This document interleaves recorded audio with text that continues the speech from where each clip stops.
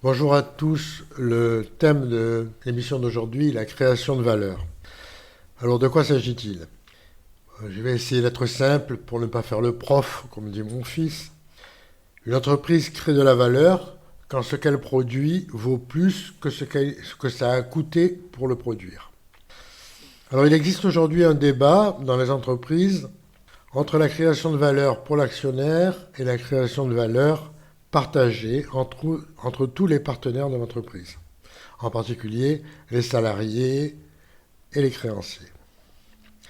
Les tenants de la création de valeur partagée ont des arguments, mais je pense que la création de valeur pour l'actionnaire est fondamentale et je vais essayer d'expliquer pourquoi. Puis je donnerai des pistes pour repérer les entreprises engagées résolument dans la création de valeur pour l'actionnaire.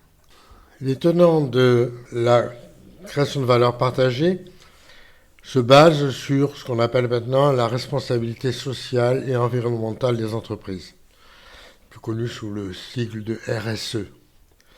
Alors paradoxalement, partager la création de valeur avec les salariés est une mauvaise idée.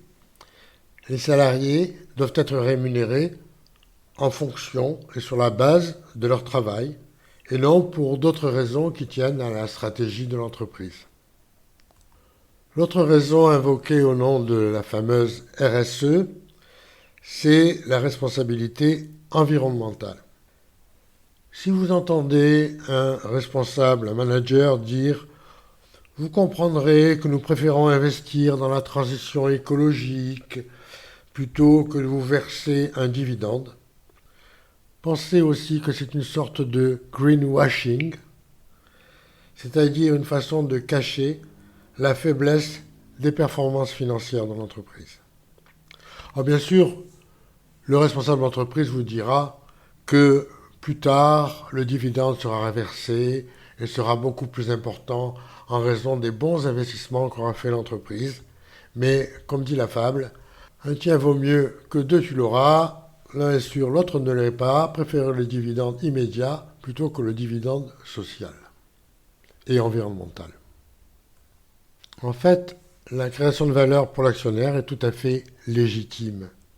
C'est elle qui va rémunérer le risque pris par l'actionnaire. L'actionnaire n'a pas de contrat avec l'entreprise, contrairement aux autres parties prenantes. L'actionnaire prend le risque de tout perdre. Il est donc logique que ce risque soit rémunéré. Bien, voyons maintenant comment repérer les entreprises cotées qui rémunèrent justement ces actionnaires.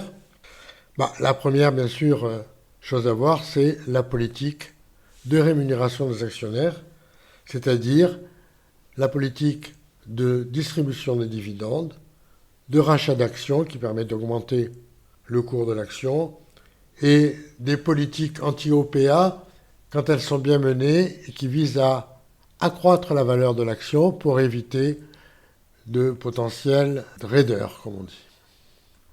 J'inclurai aussi dans ces politiques de rémunération favorable de l'actionnaire des rémunérations qui sont plus critiquées, comme les stock options pour les dirigeants et le développement de l'actionnariat salarié dans l'entreprise.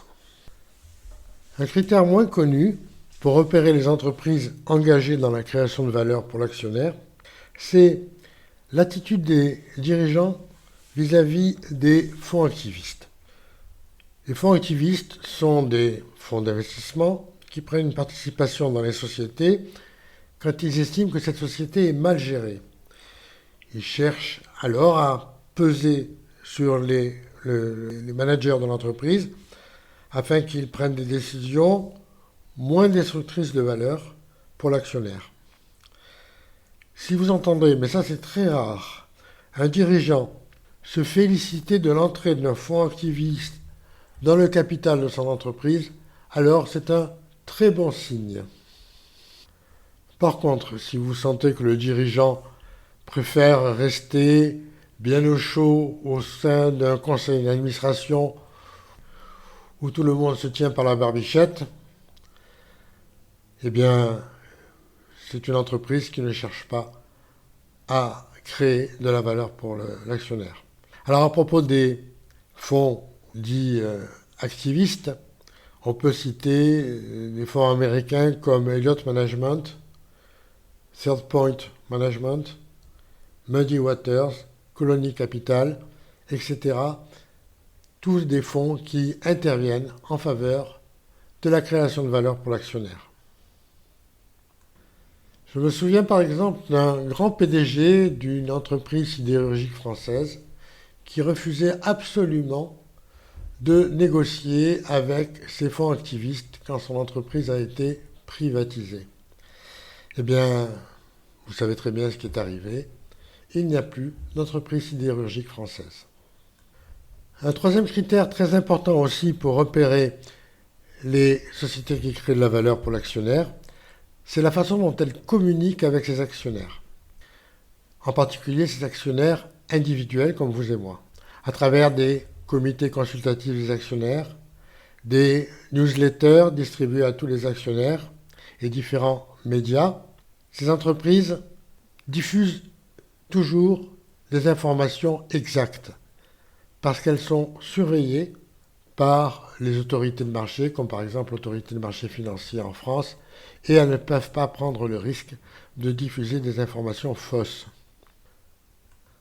Par contre, les entreprises qui ne communiquent pas prennent beaucoup de risques. Par exemple, je me souviens d'une très grande compagnie aérienne française nationale qui avait oublié de communiquer sur l'activité volcanique en Islande et qui a été sévèrement sanctionnée par la fameuse autorité des marchés financiers. Alors vous me direz quel rapport entre une compagnie aérienne et les volcans islandais? C'était simplement que l'irruption d'un volcan islandais obligeait la compagnie à dérouter ses avions qui devaient faire donc des vols plus longs et dépenser beaucoup plus de carburant.